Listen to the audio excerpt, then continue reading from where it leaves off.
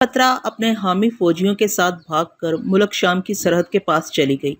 وہاں اس نے چھوٹے سے علاقے میں اپنی حکومت بنا لی۔ شام کے ساتھ اس کے تعلقات دور حکومت میں دوستانہ تھے۔ یوں بطلیموس 14 مصر کی بچی کچی سلطنت کا بادشاہ ہے۔ بچی کچی میں نے اس لیے کہا ہے، ایک تو پہلے مصر کے اکثر علاقوں پر ہم نے یعنی رمت الکبریٰ نے قبضہ کر لیا تھا۔ اب کچھ علاقوں پر بطلیموس کی حکومت ہے اور کچھ پر کلیوپاترا کی۔ اس کے علاوہ جب پومپئی اعظم مجھ سے شکست کھا کر ادھر یعنی اسکندریہ کی طرف بھاگا تو میں اپنی فوجوں کے ساتھ اس کا تعاقب کرتے ہوئے یہاں تک آیا۔ یہاں میرے آنے سے قبل اسکندریہ بطلیموس کا پایا تخت تھا۔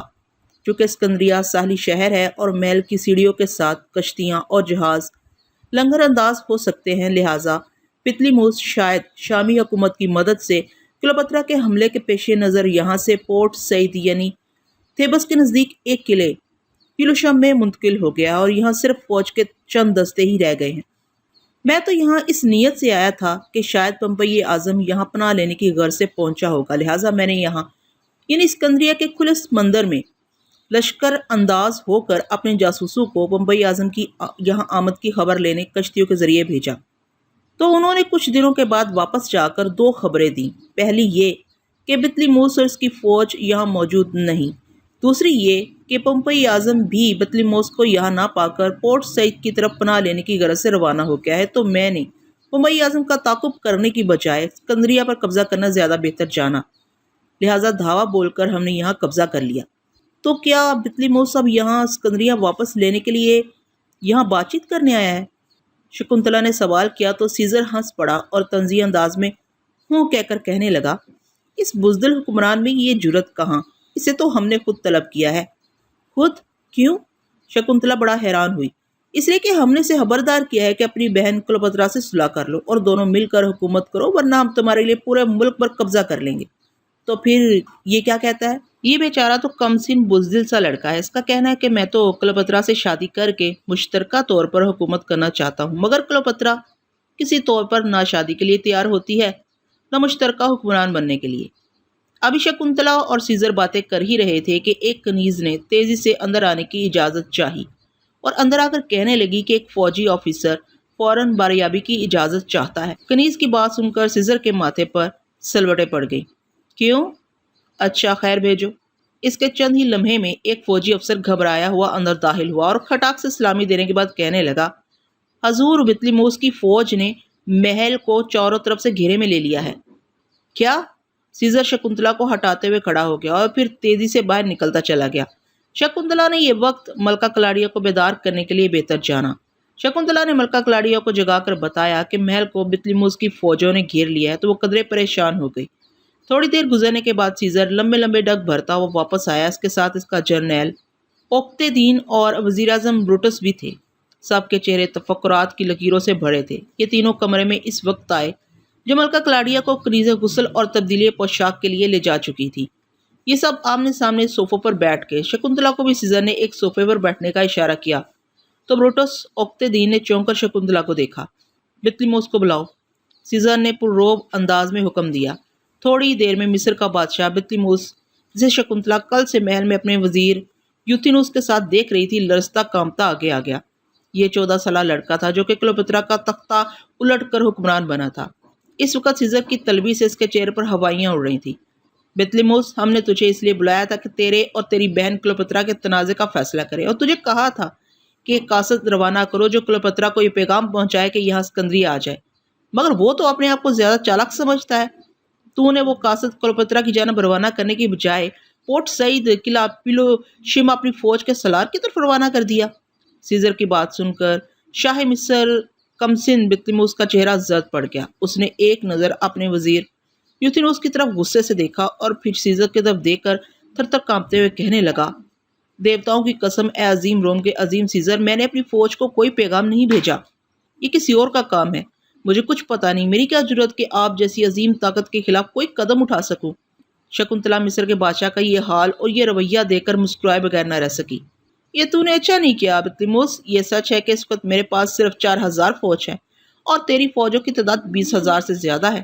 دیوتاؤں کی قسم اے عظیم روم کے عظیم سیزر، میں نے اپنی فوج کو کوئی پیغام نہیں بھیجا، یہ کسی اور کا کام ہے۔ مجھے کچھ پتا نہیں، میری کیا جرأت کہ آپ جیسی عظیم طاقت کے خلاف کوئی قدم اٹھا سکوں۔ शकुंतला मिस्र के बादशाह का ये हाल और ये रवैया देखकर मुस्कुराए बगैर न रह सकी। ये तूने अच्छा नहीं किया बितलिमुस, ये सच है कि इस वक्त मेरे पास सिर्फ 4000 फौज है और तेरे फौजों की तादाद 20,000 से ज्यादा है, मगर मेरे तजर्बे, जहानत और ताकत का मुकाबला तेरी फौजों के बस में नहीं। ले जाओ इनको, आओ, ये अब शाही मेहमान की बजाय शाही कैदी हैं। सीजर गुस्से में बोला तो इसके फौजियों ने बितलिमुस और यूथिनुस को घेरे में ले लिया और साथ ले गए। सीजर ने इनके जाते ही अपने कमानदारों को तलब किया, महल के 3 अतराफ ऊपर फसीलों पर मोर्चाबंदी करने को कहा, जबकि महल का वो हिस्सा जो समंदर की जानब था वहां दर्जनों जहाजों पर मुश्तमिल सीजर का बहरी बेड़ा पहले से मौजूद था, जिस पर जदीद तरीन तोपें नस्ब थीं, जिनमें दुश्मन की कश्तियों और जहाज़ों पर आग के गोले फेंककर आग लगा देने की सलाहियत थी। यह सहूलत मिस्री मुंतशर और शिकस्त खुर्दा फौज के पास न थी। वो कम तादाद के बावजूद सीजर की रूमी फौज से डरते थे। उसके अलावा सीजर ने 2 तेज रफ्तार कश्तियों को रूम की जानब भेज दिया कि जितनी जल्दी मुमकिन हो कुमक रवाना की जाए। इन इंतजामात के बावजूद जूलियस सीजर ने एक बहरी बेड़ा बिल्कुल तैयार हालत में महल की गहरे समंदर तक जाती सीढ़ियों के पास खड़ा कर दिया, ताकि नागहानी हालत में फरार होना पड़ ही जाए तो दिक्कत ना हो। इस बहरी बेड़े में गुलाम, मल्लाह और खाने पीने का वाफर इंतजाम मौजूद था और ये रवानगी की हालत में मुकम्मल तौर पर हर वक्त तैयार था। इन इंतजामात के बाद सीजर महल की फसील पर मौजूद मोर्चा में जाकर बितलिमुस की फौज की नकलो हरकत दिखने लगा, जिन्होंने महल को आने वाले तमाम रास्तों की नाकाबंदी कर दी थी, लेकिन अभी तक जल्द भरपूर हमले का कोई इम्कान नजर न आता था। शकुंतला सीजर के साथ साथ थी। वो देख रही थी कि 20,000 मिस्री फौज का घेराव देखते हुए भी सीजर के चेहरे पर परेशानी के कोई आसार न थे। वो हर लिहाज से पुरएतमाद और हशाश बशाश था और बार बार कह रहा था कि मिस्री फौज हमला करने की जुर्रत ही नहीं रखती। इसके मामलात में कोई फर्क न आया था। हर रोज दरबार लगता, अलबत्ता शकुंतला के साथ इसकी बेतकल्फियां मलका कलाडिया से छुपी न रह सकी। शकुंतला ने कई बार कलाडिया और सीजर को उलझते हुए भी देखा था, लेकिन सीजर ने इसे वाशगाफ कह दिया था कि शकुंतला मुझे बहुत पसंद है, मैं अब इसके बगैर नहीं रह सकता। शकुंतला तो वैसे भी महा जादूगरनी थी, उसे कलाडिया से डर और खौफ था और ना से मिस्री फौज के घेरे की फिक्र थी। वो तो जब चाहती यहाँ से जा सकती थी, लिहाजा इन हालात में भी वो हर वक्त सीजर से हंसी मजाक और छेड़खानियां करते हुए खुल्लम खुल्ला इसके साथ खुशगपियों और खुशफेली में मसरूफ रहने लगी। सीजर को इसकी यही अदाएं पसंद थी। अलबत्ता शकुंतला की ख्वाहिश थी कि सीजर के मुकाबले में मिस्री फौज को शिकस्त हो। रोजाना 1-2 झड़पें दोनों फौजों में जरूर होती, जिनमें अक्सर मिस्री फौज का जानी नुकसान ज्यादा होता। हाथ से दिन गुजर गए। मिस्री सालारों का ख्याल था कि मुहासरे को तूल दिया जाए ताकि अशिया खुदनी खत्म हो जाने पर सीजर हथियार डाल दे, मगर सीजर इंतहाई तजर्बाकार था। इसने न सिर्फ पहले से ही अशिया खुदनोश का जहीरा इकट्ठा करके रखा था, बल्कि अब भी समुद्री रास्ते से अशिया की दरामद जारी थी। सीजर का मकसद सिर्फ जंग को कुछ अरसे के लिए टालना था, ताकि रूम या एशियाई कोचक से ताज़ा फौज की कुमक पहुंच जाए। वैसे भी बितलिमुस और यूथिनुस की शाही महल में मौजूदगी की वजह से मिस्री फौज बड़े हमले से गुरेज कर रही थी। इसकी भी कोशिश थी कि शाही महल और सीजर की फौजों की हर जानब से नाकाबंदी करके इन्हें सुलह पर मजबूर किया जाए, लेकिन सीजर भी कच्ची गोलियां नहीं खेला था। इसी सर्द जंग में वक्त गुजरने लगा। तकरीबन 1 माह गुजर गया। शाही महल की तरफ आने वाला हर रास्ता मिस्री फौज ने बंद कर रखा था। इन तमाम तर मुश्किलात के बावजूद सीजर हर रोज दरबार लगाता और अपने साथियों को हौसला बढ़ाता रहता। एक दिन जनरल सीजर बाकायदा दरबार लगाए बैठा था। दरबारी अपनी अपनी मंजूर शुदा पोशाकें जेबतन किए बैठे थे। कनीजें रंगीन लिबासों में तितलियों की मानस सुराहियां उठाए दरबार में मीना जाम सर्व कर रही थी। शकुंतला पूरी तमकनत से सीजर के दाएं पहलू में बैठी थी। मलका कलाडिया भी बाएं जान बराजमान थी कि एक अहलकार हाजिर हुआ और सीजर के सामने झुकते हुए बोला, मिस्र की मलका क्लेओपेत्रा का कासद समुद्री रास्ते से आया है और मलका क्लेओपेत्रा की जानब से आपके लिए कालीन का तोहफा भी इसके साथ है। वो बारियाबी की इजाजत का ख्वास्तगार है। पैगाम सुनकर जनरल सीजर कुछ देर सोचता रहा और फिर इस बात में गर्दन हिलाते हुए बोला, इजाजत है। शाही एहलकार झुककर चला गया। कुछ ही देर बाद एक सांवली रंगत और मजबूत जिस्म का हामिल अफ्रीकी गुलाम हाजिर हो गया और जनरल सीजर के ऐन सामने झुककर बोला, ए अजीम रोमतुल कुबरा के अजीम हुक्मरान, मैं मिस्र की मलका क्लेओपेत्रा का गुलाम क्लाडीस हूँ। मलका मिस्र ने आपकी खिदमत में नेक तमन्नाओं का पैगाम और एक खूबसूरत कालीन का तोहफा भेजा है। इजाजत हो तो तोहफा पेश किया जाए। ये कहकर गुलाम क्लाडी सीधा होकर हाथ बांधे सीजर की जानब सवालिया निगाहों से देखने लगा। तोहफा पेश करने की इजाजत है, सीजर ने उलझे हुए लहजे में कहा। इसे समझ न आ रही थी कि इतनी दूर से सिर्फ एक कालीन का तोहफा भेजने की क्या तुक है। अगर हुक्मरान का तोहफा हुक्मरान के लिए तनाजर में देखा जाए तो ये तोहफा कुछ भी नहीं, फिर भी देख लेने में क्या हर्ज है के हिसाब में इसने तोहफा पेश करने की इजाजत दे दी थी। पूरे दरबार की तरह शकुंतला भी सोच में गुम थी कि ये क्या बात हुई कि हजारों कोस दूर से मिस्र की मलका रोमतुल कुबरा के लिए सिर्फ कलीन का तोहफा भेज रही है। इस स्ना में तकरीबन 8-10 गुलाम पहले वाले कासद गुलाम कलाडीस की रहनुमाई में अपने शानों पर एक बहुत बड़ा कलीन उठाए आते नजर आए, जो गोल मोल तय दर तय लिपटा हुआ था। कलीन की लंबाई अच्छी खासी थी। गुलामों के टोले ने कलीन वज़रा और उमरा की नशिस्तों के सामने रख दिया और बिछाने के अंदाज में सीजर की जानब खोलने लगे और कलीन को तेजी से लुढ़काते हुए खोलते जाते और फिर कलाडिया, शकुंतला, वजीर, ब्रूटस, सपसलार, उक्तदीन और जूलियस सीजर समेत दरबार के तमाम नाजरीन और हाजरीन हैरत ज़दा रह गए। कलीन की आखिरी तय के खुलते ही सब ने देखा कि दीदा जेब लिबास में मलबूस एक लड़की लेटी हुई थी, जो कलीन के मुकम्मल खुलते ही उछल कर सीजर की तरफ मुंह करके खड़ी हो गई। इतनी हसीन और जमील लड़की, सभी दांतों तले उंगलियां दाब कर रह गए। कौन हो तुम? सीजर पहलू में लटकती तलवार के कब्जे पर हाथ रखकर खड़ा होकर मशकूक निगाहों से लड़की को देखते हुए बोला।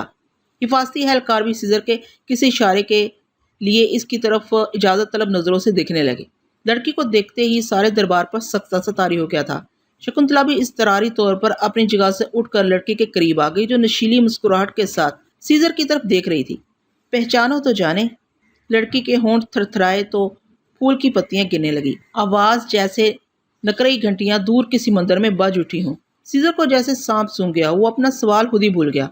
शकुंतला जिंदगी में इस कदर खूबसूरत हसीना ना देखी थी, बल्कि इसे तो अपने से ज्यादा हसीन लड़की आज तक मिली ही ना थी।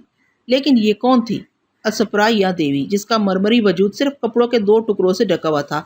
रस भरे सुर्ख नीमवा होंठ, चौड़ा और सीमी माथा, नफीस सदफ के से कान, सहरा की रात की तरह गंभीर और समंदर की मौजों की सी मुतलातम और ख्वाबदीदा आंखें, लंबे और घुंघरियाले बाल रेशमी फीते से बंधे हुए थे। इसके छोटे छोटे नाजुक पैरों में सुनहरी डोरियों वाले पैर तले थे। इसकी सडोल गोरी उरिया बाहों और कलाइयों में मीनाकारी के कंगन थे। लांबी पलके, बेहजाब बेतकल्लफ निगाहें, सभी मबहूत थे, सभी साकत थे। लड़की थी या शोला ज्वाला, शोला बदन, रश्के चमन, एक मुकम्मल हूरे अरब, यूनानी देवी, हिंद की अलसफरा, होंठों पर नीमी नीमी हंसी नुमा मुस्कुराहट। मैंने पहचाना नहीं, तारफ कराओ अपना। मलका कलाडिया ने अपना हाथ शहंशाह सीजर की आंखों के आगे लहराया तो सीजर शर्मिंदा होकर आने वाली से पूछने लगा। हैरत है, हमने तो सुना था कि सीजर पहली नज़र में ही सामने वाले को जान जाता है। तुमने दुरुस्त सुना है, लेकिन मुकाबल को अगर पहले देखा हो तो मेरी ज़िंदगी में हज़ारों औरतें आई हैं। दूसरी दफ़ा सामना होते ही ना ना ना, लड़की ने सीजर की बात काट दी। मैं औरत नहीं, लड़की हूँ, रिश्वत बनाकर भेजी गई हूँ। सीजर शायद संभलने की कोशिश में अभी तक लर्ज रहा था। इसका बस नहीं चल रहा था, वरना अभी तक इसे सिमट चुका होता। मैं सिकंदर आजम की 7वीं नस्ल हूँ, लड़की ने इंकशाफ अंगेज अंदाज में कहा तो सीजर की तेवरी पर बल पड़ गए और इसने बाएं हाथ की 5 उंगलियां खोलकर कहा, सिर्फ सिकंदर कहो। सिकंदर आजम तब कहलाता जब पूरी दुनिया फतह कर लेता। वो तो आधी दुनिया फतह करके ही निढाल होकर बाहर में तब कर मर गया। हर कामयाब इंसान के पीछे किसी न किसी सिनफे नाजुक का हाथ होता है सीजर, लड़की तुनक कर बोली। सिकंदर आजम पूरी दुनिया इसलिए न फतह कर सका कि इसके पीछे कोई ऐसी खूबसूरत क़यामत ना थी। मगर तुम्हारी खुशकिस्मती ये है कि तुम्हारे सामने वो क्लोपेत्रा खड़ी है जिसमें देवता हलबल किए हुए हैं। क्लोपेत्रा। सीजर और शकुंतला समेत ईवान में मौजूद सब लोग कोर्स के अंदाज में बोल पड़े। वो गरूर हुस्न से आंखों को तिरछा और होंठों को नीमवा करके सीजर की तरफ बढ़ी। मैं क्लोपेत्रा हूँ, हुस्न का गरूर, मिस्र का शाऊर। और फिर एकदम लेजे को नरम करते हुए कहने लगी, क्या मेरी अछूती आमद पर मुझे दाद न दोगे सीजर? क्या इतनी जुर्रत कोई आम सी हसीना कर सकती है कि जंगजू फौजें आपस में सफारा होकर बरसरे पेकार हों और थिबस से चल कर समुद्री रास्ते से सिर्फ एक गुलाम के साथ हजारों कोस का सफर तय करके सीजर के दरबार में आ पहुंची हूँ? हाँ, वो सिर्फ क्लोपेत्रा ही हो सकती है, हुस्न जिस पर नाज करे। सिकंदर आजम के बेटे के पड़पोते की पड़पोती। हाँ, वही सिकंदर आजम जिसके आबाद किए हुए सिकंदरिया में तुम खुद इस वक्त मौजूद हो। वाह! सीजर ने अपने भारी हाथों से 3 दफा ताली बजाई। तुम्हारी अनोखी जुर्रत और तुम्हारे देवमालाई हुस्न की दाद न देना सीजर की शान के खिलाफ है। आओ क्लोपेत्रा। सल्तनत रोमा का अजीम हुक्मरान हसीन तर क्लोपेत्रा को सिकंदरिया में खुशामदीद कहता है। ये कहते हुए सीजर ने दोनों बाजू खोलकर फैला दी तो क्लोपेत्रा कचाकच बड़े दरबार में सैकड़ों आंखों के सामने धरती के सीने पर धमक धमक चलती सीजर से हम आगोश हो गई। कलाडिया के होंठ बीच गए, मगर वो सीजर के सामने खुलकर एहतजाज न कर सकती थी। लेकिन शकुंतला के सीने पर सांप लौटने लगे। रकाबत की आग से इसका वजूद पिघलने लगा। इसकी आंखें शोले बरसाने लगी। मगर इस वक्त इसकी तरफ मतवज्जा कौन था? सबकी निगाहों का मरकज क्लोपेत्रा थी, कुदरत की सनाई का शाहकार। سیزر تو اس سے نظریں ہی نہ ہٹا پا رہا تھا۔ شکنتلا جس سے اپنے حسن پر ناز تھا، اس کے حسن کی اتنی بڑی توہین اس کی صدیوں بڑی زندگی میں کبھی نہ ہوئی تھی۔ اس کی مٹھیاں بھیج گئیں، آنکھوں کی پتلیاں پھیل گئیں، نتنے مارے غصے کے پھولنے پچکنے لگے۔ وہ اپنی جگہ سے کھڑی ہو کر چلتی چلتی سیزر کے بالکل قریب جا پہنچی۔ شاید اس کا خیال تھا کہ اس طرح وہ سیزر کو متوجہ کر لے گی، لیکن اس وقت اس کے حسن کا غرور ریزہ ریزہ کرچی کرچی ہو گیا جب وہ سیزر کے قریب بلکہ اس کے سامنے جا کر کھڑی ہوئی تو سیزر نے اسے ایک چٹتی نظر سے دیکھا اور پھر اسے نظر انداز کر کے کلیوپاترا کے نشاط و مستی میں بھرے خواب زاروں اور اس کی خوبصورتی میں کھو گیا۔ پھر اسی لمحے سیزر کا وزیر خاص بروٹس اپنی جگہ سے ہلا اور سیزر کے پاس جا کر اس کے کان میں کہنے لگا کہ اے فرما روائے روم، ذرا سنبھل کر، کلیوپاترا کی اچانک آمد بے مقصد نہیں لگتی۔ لیکن بروٹس کی بات سن کر سیزر نے چند ثانیے غور سے اسے دیکھا اور پھر کلیوپاترا کے پیچو خم اور مرمری جسم میں کھپ گیا تو بروٹس نے جنرل اقتدین کی طرف معنی خیز نظروں سے دیکھا، پھر دونوں نے مایوسی سے سر ہلا دیے۔ پھر سیزر نے دربار ملتوی کر دیا اور کلاڈیا اور شکنتلا دونوں کو نظر انداز کرتے ہوئے کلیوپاترا کی کمر میں ہاتھ ڈال کر زنان خانے کی طرف چل دیا۔ اور پھر شام تک سیزر نے کسی کی خبر نہ لی کہ وہ کہاں ہیں، کیا کر رہے ہیں۔ پھر رات کو سیزر کلیوپاترا کو لے کر خوابگاہ میں جا گھسا جہاں گزشتہ رات شکنتلا سیزر کے ساتھ تھی۔ تو شکنتلا نے فوری طور پر سوچ لیا اور اس نے فیصلہ کر لیا کہ رات ہی رات میں کلیوپاترا کا قصہ ہی تمام کر دوں گی۔ اس کے حسن کے معاملے میں شکنتلا کو شکست دینے کی کم از کم سزا دردناک موت ہی ہے۔ اور سیزر بھی شکنتلا کو نظر انداز کرنے کا مجرم تھا۔ جرم تو اس کا بھی ناقابل معافی تھا، موت تو سیزر کی بھی ضروری تھی۔ دونوں کی موت کا فیصلہ کرتے ہی شکنتلا اٹھ کھڑی ہوئی۔ قیام کے لیے جو کمرہ دیا گیا تھا اس کی ایک کھڑکی سے سبز و شاداب گلستان کی طرف کھلتی تھی۔ شکنتلا اوجل جاپ کا منتر پڑھتے ہی غائب ہوگی اور پھر اس کے پاؤں زمین چھوڑنے لگے۔ کھڑکی کے راستے وہ باغ میں آ گئی اور پھر ہوا میں تیرتے ہوئے عین سیزر کے کمرے کی کھڑکی کے پاس آ کر جھانکنے لگی۔ اندر کا منظر آنکھوں میں سماتے ہی اس کے تن بدن میں آگ لگ گئی۔ کمرے میں سوائے کلیوپاترا کے اور کوئی نہ تھا۔ کلیوپاترا مسہری پر دراز تھی اور اس کا سر گاؤ تکیے سے ٹیک لگائے سیزر کی گود میں تھا۔ سیزر اس پر جھکا ہوا، ایک ہاتھ کلیوپاترا کے ریشمی بالوں میں اور دوسرے کی انگلیوں سے اس کے ہونٹوں کو چھو رہا تھا۔ جھکے ہوئے سیزر کی سانسیں کلیوپاترا کے چہرے پر تھیں۔ کلیوپاترا کی چنچناتی کلائیاں اریاں بائیں جلی سیزر کی گردن میں حائل تھیں۔ پھر شکنتلا نے سوچا کہ اپنی طلسمی طاقت کو استعمال کرتے ہوئے دونوں کو آگ لگا دوں۔ پھر کچھ سوچ کر اس کے لبوں پر زہریلی مسکراہٹ تیرنے لگی اور وہ غائب حالت میں ہوا کی مانند سرسراتی ہوئی اندر کمرے میں داخل ہوئی اور ان دونوں کے پاس آ کر کھڑی ہو گئی، اتنی پاس کہ اسے سیزر اور کلیوپاترا کی سرگوشیاں بھی سنائی دینے لگی۔ شکنتلا ہمتن گوش ہو کر ان کی گفتگو سننے لگی۔ کلیوپاترا کہہ رہی تھی، ہمیں پتا تھا کہ تم جیسے بہادر جنرل کی چھوٹی فوج پر بھی قابو پانا ہمارے بھائی بطلیموس شاہ مصر کی 20,000 فوج کے بس میں نہیں۔ ادھر مجھے ڈر تھا کہ چونکہ بطلیموس اور اس کا وزیر یوتینوس پہلے آپ کے پاس آئے تھے اور بعد میں اس کی فوج نے آپ کو گھیرا تھا، لہٰذا ہمیں شک تھا کہ شاید دباؤ میں آ کر بطلیموس کی غیر قانونی حکمرانی کو سلطنت رومت الکبریٰ قبول نہ کر لے۔ آپ یعنی جنرل سیزر اپنی فوج کو شاہ مصر بطلیموس کے ساتھ مل کر تھیبس شہر نہ بھیج دیں، اور اگر ایسا ہوتا تو کلیوپاترا اس چھوٹی سی حکومت سے بھی ہاتھ دھو بیٹھتی۔ لہٰذا ہم نے یہ انتہائی مشکل فیصلہ کر ڈالا کہ ہم خود تحفہ بن کر آپ کے دربار میں حاضر ہوں۔ کیا آپ کو یقین تھا کہ ہم آپ کے بھیجے کے تحفے کو بخوشی قبول کر لیں گے؟ بالکل، اس لیے کہ کلیوپاترا تحفے میں خود اپنی جوانی لے کر آئی ہے اور ہمیں بخوبی اندازہ ہے کہ ہم جیسی خوبصورت صرف ہم ہیں، کوئی دوسری نہیں۔ اور یہ کہ ہم صرف جوانی کا تحفہ نہیں لائے بلکہ تحفہ میں آپ کو تھیبس شہر بھی پیش کریں گے۔ آپ پوری شان و شوکت سے لاؤ لشکر کے ساتھ ہمارے پایہ تخت آنا ہوگا۔ آپ کو پوری شان و شوکت سے لاؤ لشکر کے ساتھ ہمارے پایہ تخت آنا ہوگا۔ ہم خود آپ کا محل سے استقبال کریں گے اور تھیبس شہر کی کنجیاں آپ کو پیش کر دیں گے۔ کلیوپاترا کی بات سن کر سیزر مسکرایا اور اس کی الجھی لٹ کو چھو کر بولا، یہ ہمارے شایان شان نہ ہوگا کیونکہ تھیبس شہر جیسے شہر کی فتح کے لیے ہمارا کوئی سا بھی جنرل کافی ہے۔ نہیں شہنشاہ، کلیوپاترا اقتدار سے ترچھی نگاہوں کا وار کر کے سیزر کا سراپا سینے پر گراتے ہوئے بولی، ہم دنیا کی حسین ترین لڑکی ہیں اور آپ بہادر ترین جنرل اور جاہ و جلال والے شہنشاہ ہیں۔ آپ کا ہمارا ملن بھی تو ہونا ہے۔ آپ فوج لے کر آئیں گے اور شہر کے ساتھ ہمیں بھی فتح کر کے اپنی ملکہ بنا کر لے جائیں گے۔ ہم جہیز میں ان تمام مصریوں کو پابا زنجیر کر کے لائیں گے جو آپ کے دشمن اور حکومت رومت کو مطلوب ہیں، اور آپ ہمیں ملکہ مصر کا خطاب دے کر مصر میں اپنی نائب بنا کر مصر کی سلطنت ہمیں بخشیں گے۔ یوں ہم سمیت پورے مصر پر جولی سیزر کی حکمرانی قائم ہو جائے گی۔ تم جتنی خوبصورت ہو اتنی ذہین بھی ہو کلیوپاترا، ہمیں تمہاری تجویز سے اتفاق ہے، ہم ایسا ہی کریں گے اور تمہارے لیے شادی کا ایسا شاندار جوڑا تیار جملہ ادھورا چھوڑ کر سیزر رک گیا اور کچھ سوچنے لگا۔ ارے مجھے یاد آیا،